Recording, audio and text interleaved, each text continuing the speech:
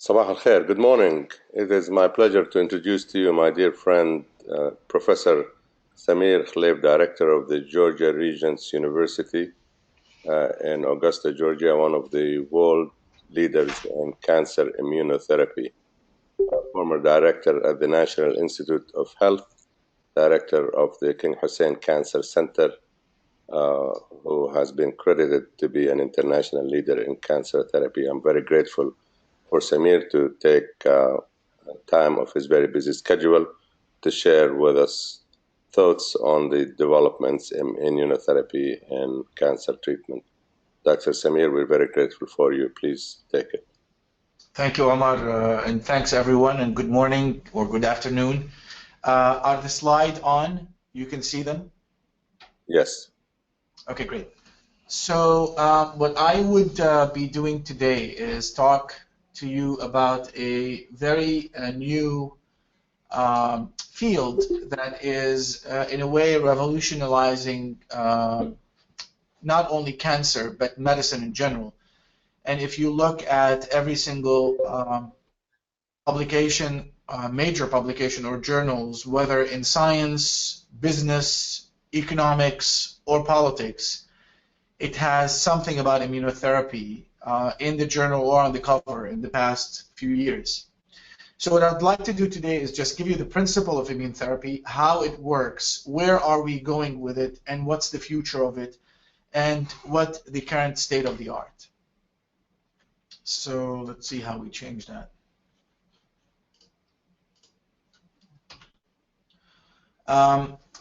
So if we know for a long time that cancer cells can get recognized by immune cells, and the cancer cells here are the blue cells, can be recognized by T cells or the immune cells, and they can come close to it, literally dig a hole into it, and completely abolish it. So we know that the immune system, as a matter of fact, is capable of recognizing tumors as foreign body. So the question is why? And when we start thinking about this, if we look at normal cell, for the normal cell to become cancer cell, it needs to accumulate multiple levels of genetic mutations to make it unstable from a proliferative perspective and to become tumor cell. With that, the tumor cell can accumulate lots of foreign proteins that are within the cell that are completely different than the normal cell. So what happened to those normal proteins, those proteins that are accumulated within the tumor cell? Any protein within our nucleated cells, all nucleated cells, when the half-life of that protein is finished, it gets degraded into small peptides, binds to our HLA molecule, and taken out and presented on the cell surface. This is a very important evolutionary mechanism to make sure that what happens inside the cell, particularly if we have infections that are intracellular, like the viral infection, can be presented on the cell surface so they can be exposed to the immune system through our HLA or MHC molecules in the form of peptides. So when those peptides are presented on our molecules, which are the MHC or HLA molecules, then the T cells come in with their T cell receptor and they start screening or scanning those epitopes or peptides. Great. So if one of those peptides come from a foreign antigen or a foreign protein, such as viral protein, then the T cell gets activated and it kills that infected cell.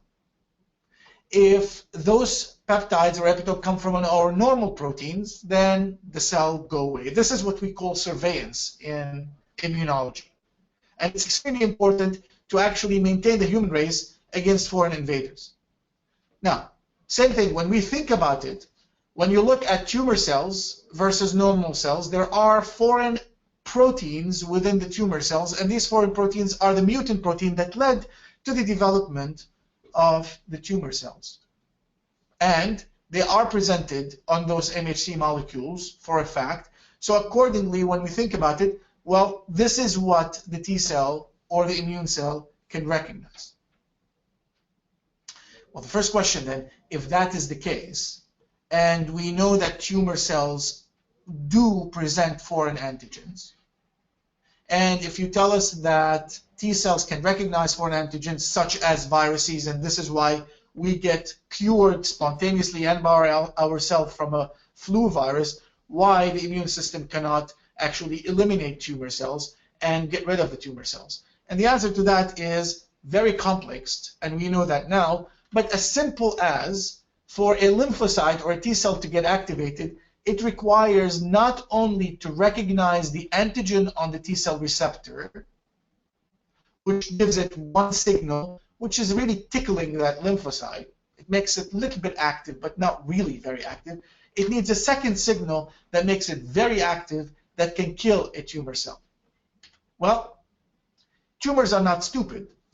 So if they do present their antigens on the cell surface, which are those mutant proteins or mutant antigens product, mutant genes product, then when the T cell come and recognize it, it gets the first signal, but the tumor would not provide the T cell with the second signal because otherwise it will not exist. So it does not provide the T cells with that second signal. So the T cell just get that first signal and leave. So our immune system recognizes a tumor. We know that there is a tumor.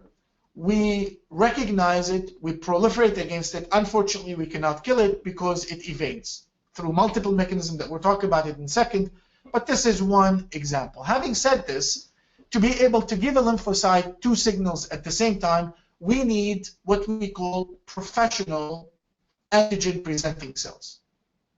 God created those professional antigen-presenting cells to us, and those include dendritic cell and macrophages. So why do we have that? We have that because if we have a non-intracellular invader, such as bacteria, it cannot be presented on the cell surface of the cells except if it's taken up by those macrophages or dendritic cell. And when the macrophages or dendritic cell take up the bacteria or any other invader, they present it on their cell surface. And those antigen-presenting cells do have the capability not only of presenting the antigen, but also of having another molecule that sends to the T cell the second signal. So when we have a bacteria that's phagocytosed by the dendritic cells or macrophage, they can do that. So when we think about it, if we are able to identify the antigens within the tumor and give them to our antigen-presenting cells, then not only we can present them on there and send that first signal, but we can send the second signal, and we can lead to the development of T cells that not only are capable now of recognizing the tumor, but also can kill the tumor. Well, that's great. So if that is the case, then we can develop vaccines. And this is how the immune therapy field of cancer developed and evolved many years ago, but in particularly or more especially in the past 15 to 20 years. So I'm going to take a little bit back and tell you some history about this development. So this is Edward Jenner, and Edward Jenner is a British scientist, physician, who in sometimes in the 1700s decided or found or realized that the dairy maids, those are the women that milk cows, they do not develop smallpox. And the reason, he thought, is because when they milk the cows, they're developing cowpox on their forearms, that he thought maybe this is what is leading to their protection against smallpox. So everybody dies except those dairy maids. So what he decided to do is decided to conduct his own experiments by taking the pustules from the cowpox, and he took few kids, of course this thing doesn't happen now, few normal kids, inoculated them with the cowpox, and then 6 weeks later he actually took smallpox from patients and he inoculated those kids with the smallpox to see whether they would die or not.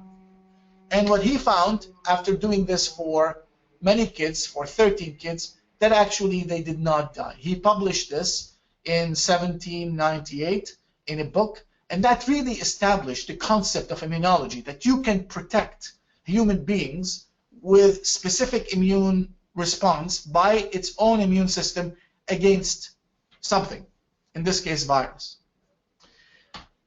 Shift forward to 1850, in Germany, this was the first experiment that actually showed that immune system can shrink a tumor.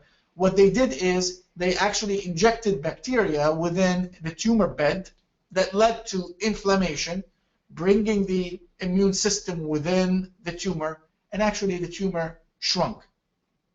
So that started, in a way, the concept of tumor immunology until we go to Coley, who started the Coley vaccine in the 1890, and he started the first vaccine at that time. But look at this, 1850, 1890, and then until 1970s almost, where we started having a little bit more active, although non-specific immune therapies such as the BCG, interferon, interleukins in 1998, until 2011, where, I'll show you from now on, literally revolution happened, that immune therapy came in a massive wave, and multiple different agents and indications has been evolved since then. However, into 2011, what happened is we got the first, what we call checkpoint inhibitors, which is anti-CTLA-4, approved.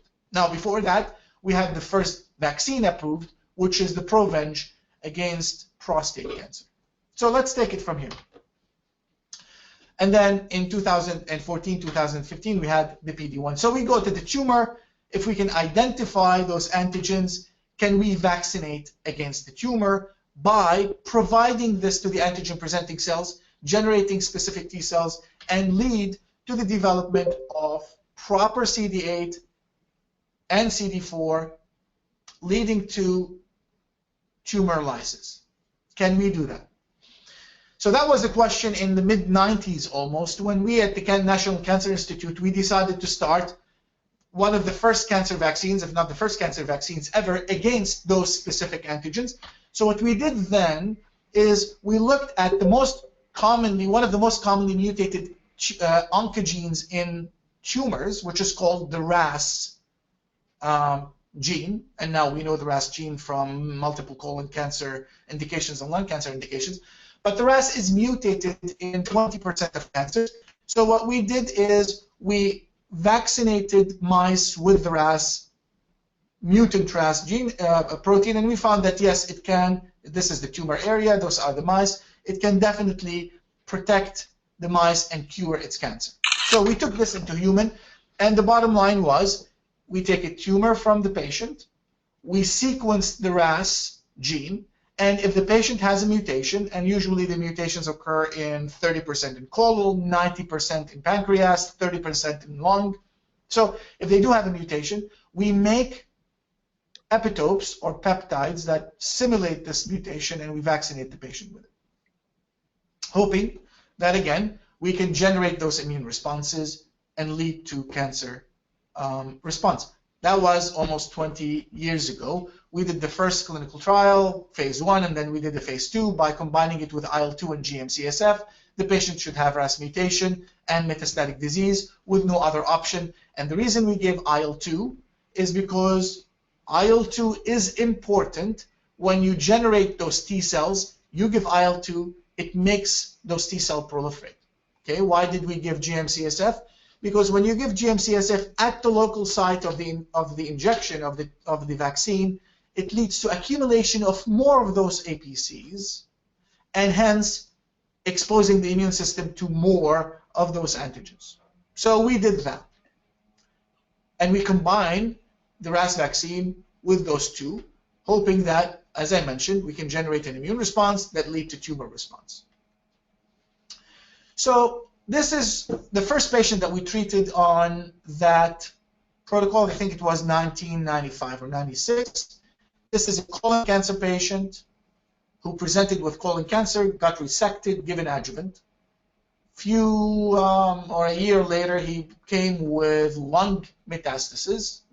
This lung metastasis was resected, and then he came back with the same recurrence at the same site of that lung metastasis.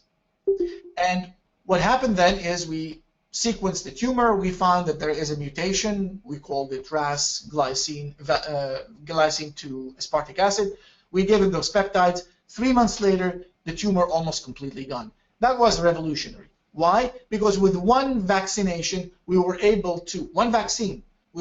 to eliminate almost the tumor completely. The good news is that this thing eliminated. A few months later, 6 months later, he came back with a liver mets. We took him to the operating room. We found that there were 5 liver mets. We resected all of them. 4 out of the 5 were completely necrotic. In principle, what that means is by proving the principle of defining those antigens that exist within the tumor, we can stimulate further the immune system against them, and we can lead to tumor response. Now, that was the good news. The bad news is we treated these patients, and these patients, and this is the only patient that responded. Clearly, there's a problem because all these patients, or most of them, generated very, very specific immune response. So their immune response existed within the body, but they could not eliminate the tumor. Now, this is the essence of this talk, because I would like to show you how we took this field from 20 years ago until today that led to this revolution of immune therapy. So when we now go back and say we gave a vaccine, we generated T cells, we hope that T cells eliminate the tumor. This concept 20 years ago was great, very scientific, and also novel and new, but it was completely naive. Why? Because now we know that the tumor is way more intelligent than this. When those T cells come to the tumor to try to kill the tumor develops multiple strategies to actually make those T cells completely irrelevant and do not work. How? One, by expressing specific molecules on the surface of the tumor, which are called co-inhibitory molecules that bind to the T cell when they come in and send a signal that completely inhibit those T cells. It secretes factors such as IL-10, TGF-beta, IDO, inhibit cells. It generates another types of cells, which are called T regulatory cells, or make those T cells T regulatory cells, and those T regulatory cells now, they're not active, they inhibit our T cells. Similar other type of cells are dendritic cells. We don't have to go into the details of this. MDSCs, these are myeloid suppressor cells, and on and on and on. So going back to this, there are multiple strategies that are developing within the tumor that can cause these T cells to be completely irrelevant. So yes, we will have T cells, and our body generate those T cells. So it's not only that first mechanism that I told you about, but there are many reasons why this tumor escaped this mechanism. So without developing strategies to inhibit those mechanisms, we will not be able to generate a very specific immune response, despite the fact that we have very strong T cells. So we need to generate an immune response, whether T cells or otherwise, and inhibit the immune mechanism within the cell, within the tumor, to lead to the balance tip and effect on the tumor. Now, going back to this, I told you that there is co-inhibitory molecules that they're expressed by the tumor. Well, there are many of them. And these are how many that so far we know. These are so many of those molecules that can express on the tumor and lead to the development of the inhibition or inhibitory environment within the tumor. One of those molecules is PD-1. Everyone knows about PD-1 now. Anti-PD-1 or anti-PD-L1. So PD-1 bind to PD-L1 or PD-L2. And now everyone knows about the way we can inhibit this interaction. So why this is important? Again, I go back to the principle. When we generate T cell, by either vaccine or our internal T cells that are generated against the tumor, we can activate them. When we activate T cell, they express molecules called PD-1. So the activated T cells, they have this PD-1 molecule that helps them function. The problem is that our tumor cell expresses PD-L1. So when it expresses PD-L1, it suppresses those T cells. So we express them, comes in, it's suppressed. Not only by our tumor, but by our other cells like MDSCs or T regulatory cells that I told you.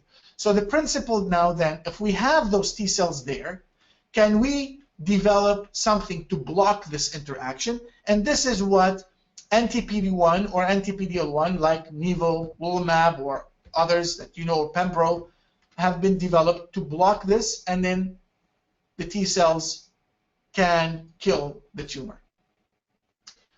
If we take this to clinical trials, you've seen most of those data, but I'll go through some of them and tell you how we're evolving this field.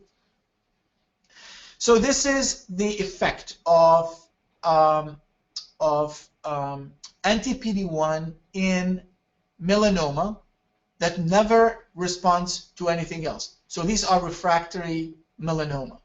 And you can see in a waterfall plot how those refractory melanomas now, majority of them started responding. That's major. It's never been seen before. So you can take them on many levels. This is one type of anti-PD-1. You can see how melanoma completely abolished, and this has been published in New England Journal of Medicine 2013. Now, if you take those that are AP refractory, which is anti-CTLA-4 refractory, and you give them anti-PD-1, not like chemotherapy. In chemotherapy, when somebody fails the chemo, you give them another chemo, usually, in majority of cases, as a matter of fact, if not all, the amount of response shrinks. In this case, they don't. They respond as if they haven't gotten anything before. And this is a refractory melanoma to all other therapies that already failed an anti-CTLA-4, which is one of those co-inhibitory molecules. Now giving it anti-PD-L1, and you can see the waterfall plot where majority of those patients responded. This is the spider plot, and you can see that lots of patients not only respond, but respond for a long time.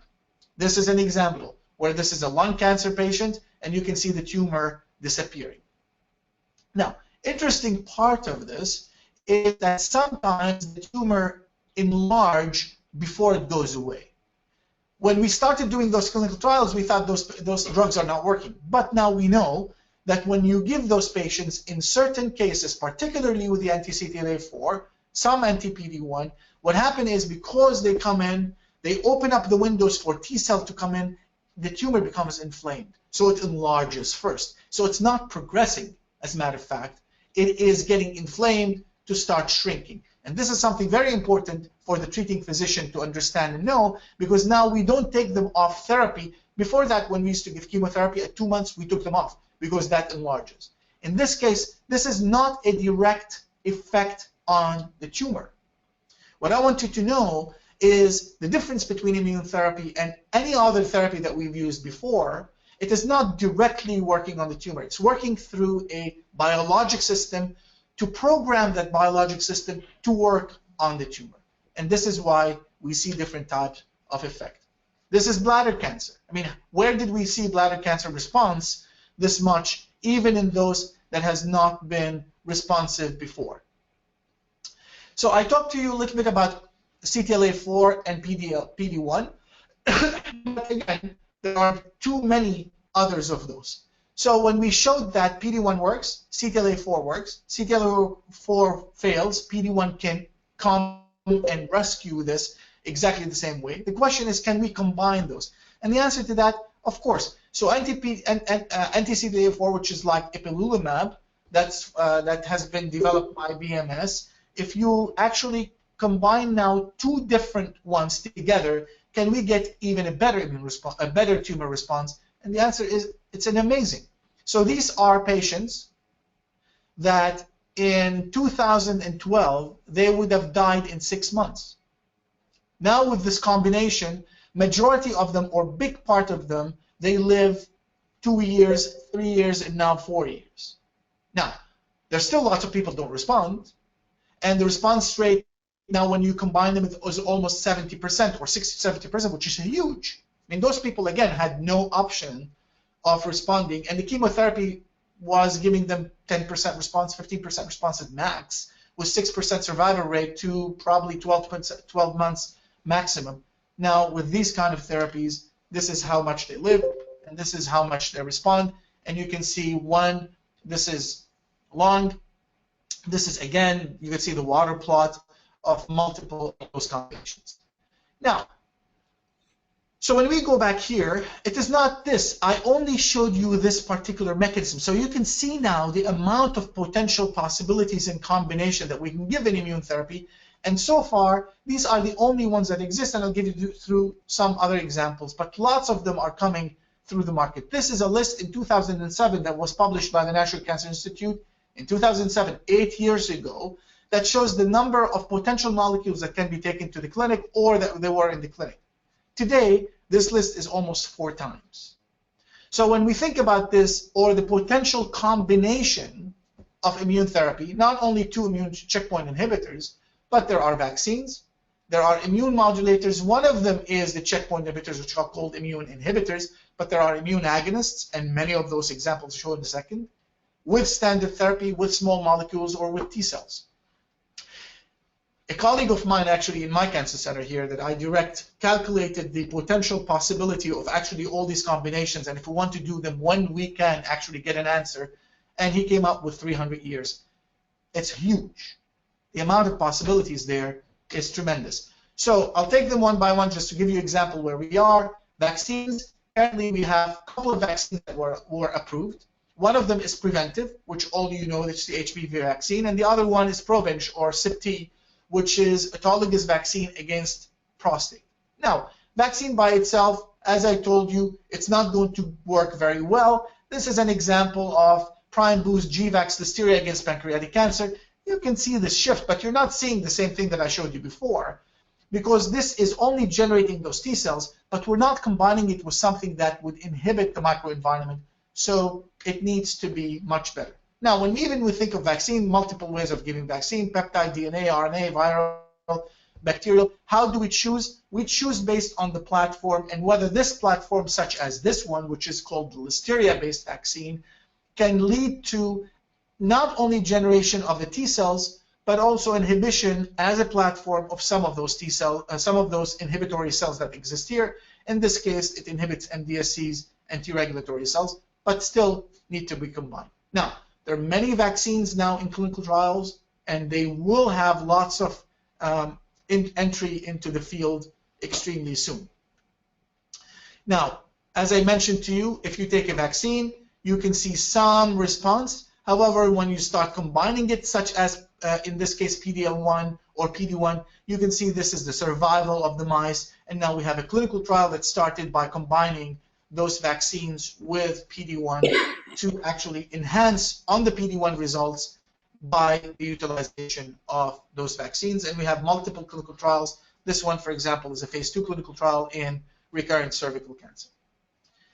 The second ones that I'm talking about is the immune inhibitors, which I showed you, the checkpoint inhibitors. Many of them are there. Many of them are clinical trial. A couple are in the market. But there are other than those immune inhibitors, such as anti-IL-10, anti-TGF-beta, or suppressors of immune cells. All are being developed. The other ones are immune agonists. So they're not only the blockers of the inhibitory molecules from the tumor, but immune agonists are those antibodies that can bind the T cells and make those T cells even work better. And there are many of them. Some of them are cytokines like IL-2, IL-12, and IL-15. IL-15 just got bought by Novartis. It's in clinical trials, and it's going into phase 2 and phase 3 clinical trials. Co-stimulatory molecules, many of them are there, like the co-inhibitory molecules. I'm showing you all this not to overwhelm you, but to show you the amount of potential in this field. And all this is coming within the next 3 to 4 years. One of those co-inhibitory, co-stimulatory molecules is OX40, and I'll show you again.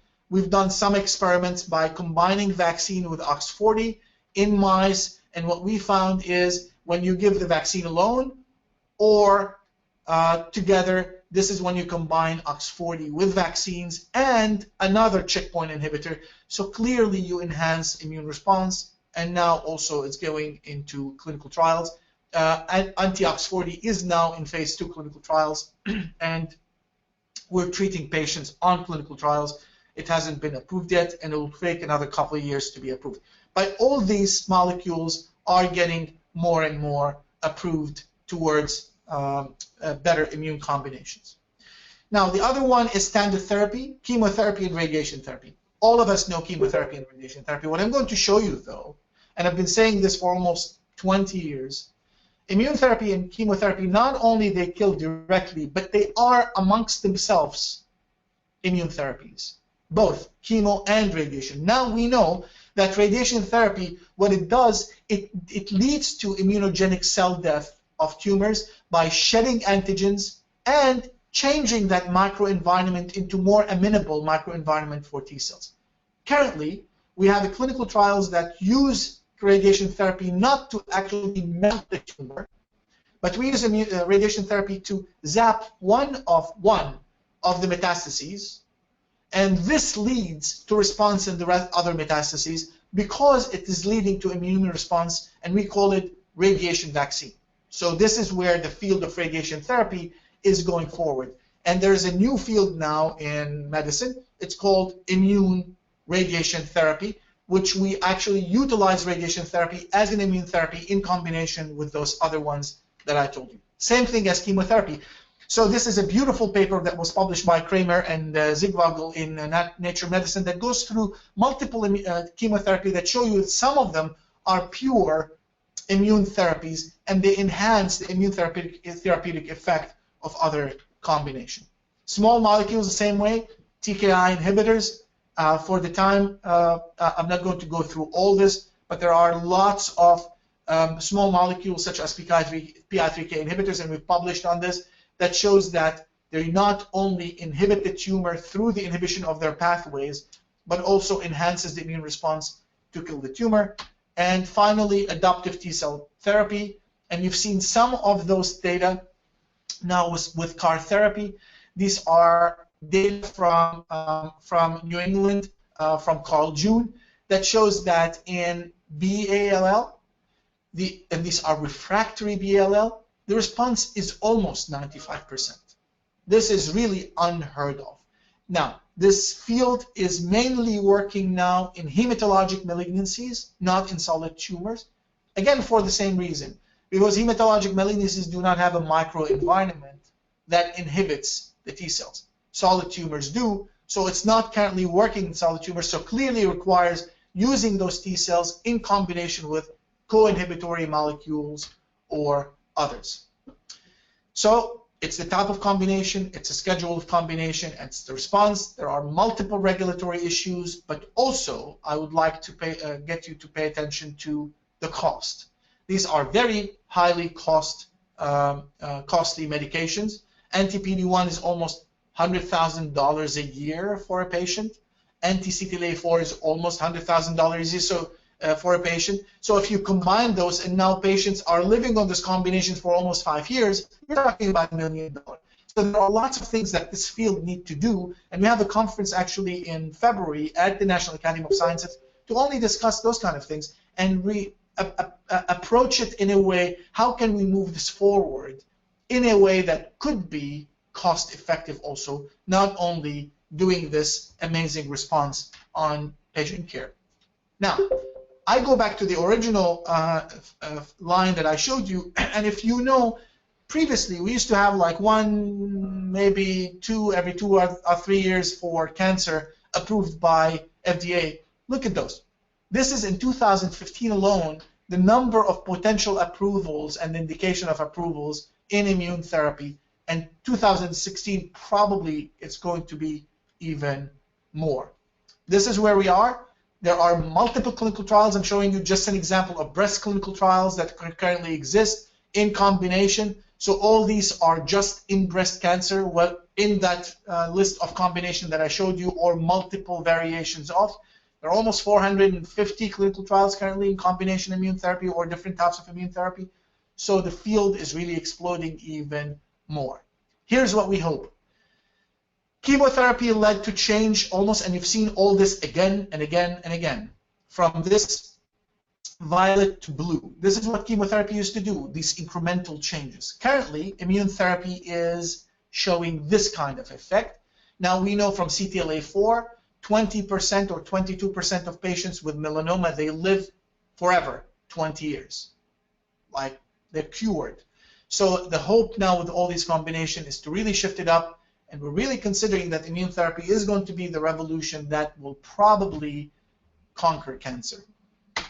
Thank you very much, and I'll take any questions if there are any.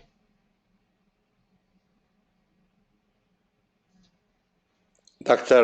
Khelif, thank you very much for an excellent presentation. Let me start by saying that your presentation attracted the largest number of participants in the history of our webinars since we have started.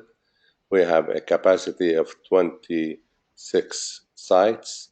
We had 22 sites participating from around the globe, several from the United States, Palestine, Jordan, and elsewhere around the Middle East. Your presentation was very informative.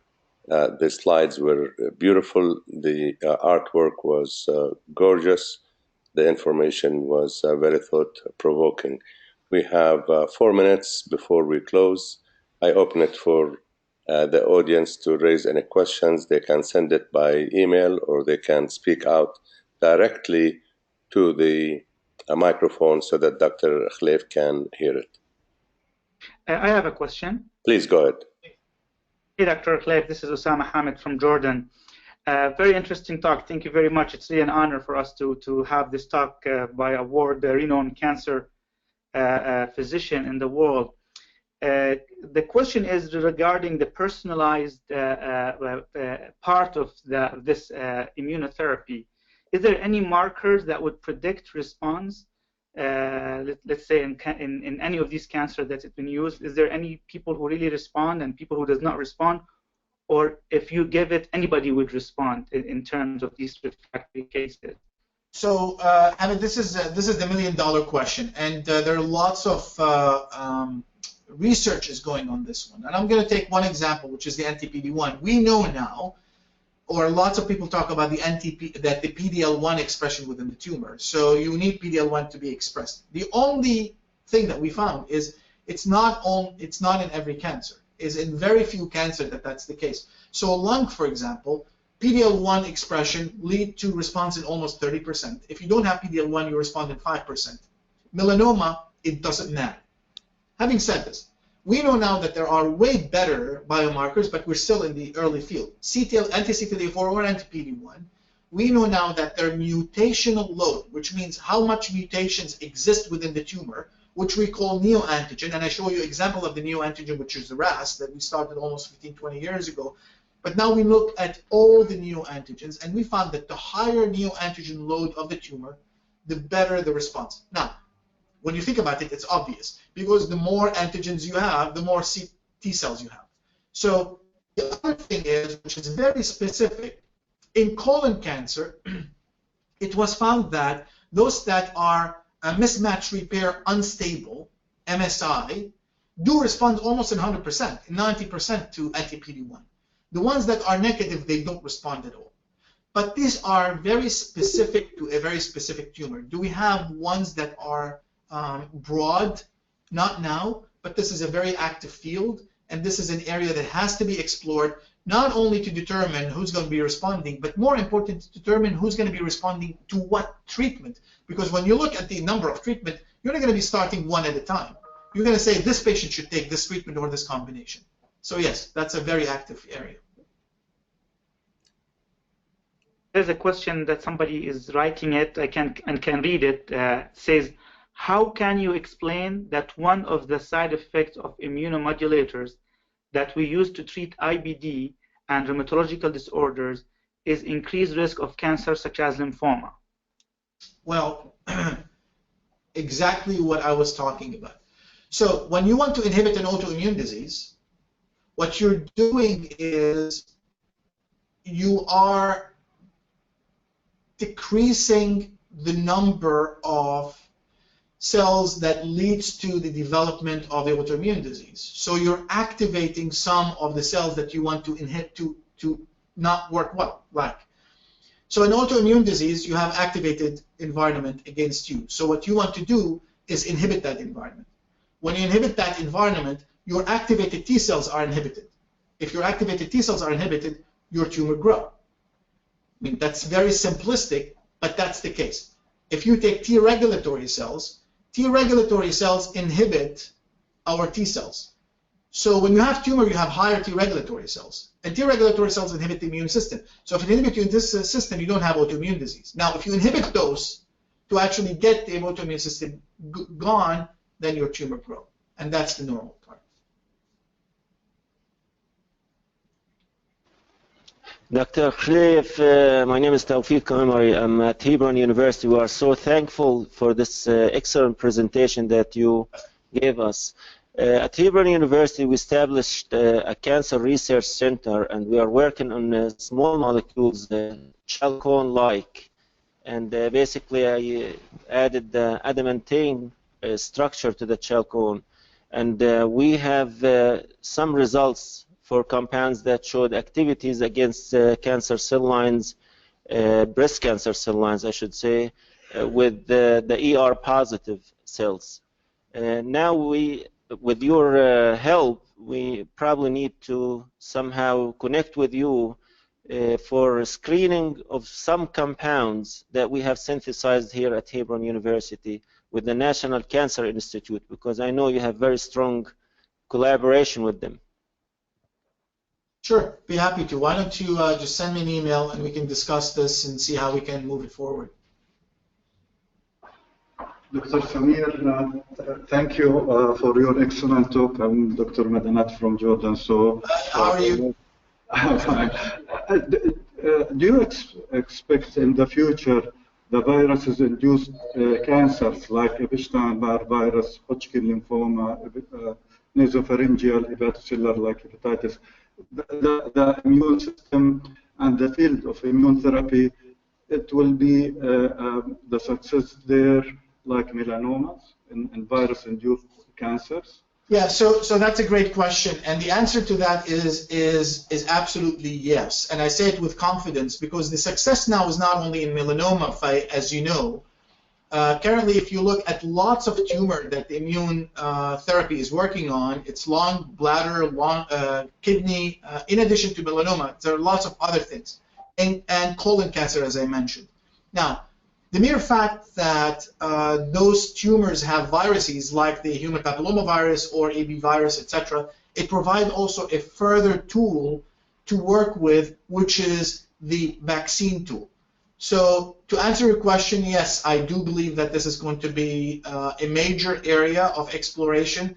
Lots of trials are being conducted now in cervical cancer by utilizing both the development of an immune response against those viruses, or they're not viruses any longer because they exist within the tumor itself, so against the proteins of those viruses, and in combination with other type of therapies like checkpoint inhibitors. So yes, I would say that's going to be somewhat within the next 2 or 3 years. Many of those clinical trials or drugs are going to be in the market. Dr. Samir, allow me to personalize. Dr. Tawfiq Kamari is a personal friend, and he is an Atlantan as well as a Hebron. And next time he comes to Atlanta, we will call you and we will come and visit you personally in Augusta, and we will have a personal visit and discuss his research interest. And I want to seize the opportunity and say hello to Dr. Fayeg Madanat. We are childhood friends from Tarasanta. I have not seen Fayeg for a long, long time ago. I'm so delighted that he came and spoke and greeted you. Our time is up. Your lecture has been Samir, absolutely outstanding. You have stimulated so many great questions. I cannot be grateful enough for you to take the time to speak to all of us. Thank you all. Our next speaker. Thank you for everyone. I'm sorry. Our next speaker on the 16th of February is Dr. Sexton. She will have a great lecture. Dr. Samir, I will give you the last word. Dr. Khelif. Well, just thank you very much. It was a great opportunity and great and wonderful old friends. Thank you. Goodbye. Thank you very much. Thanks.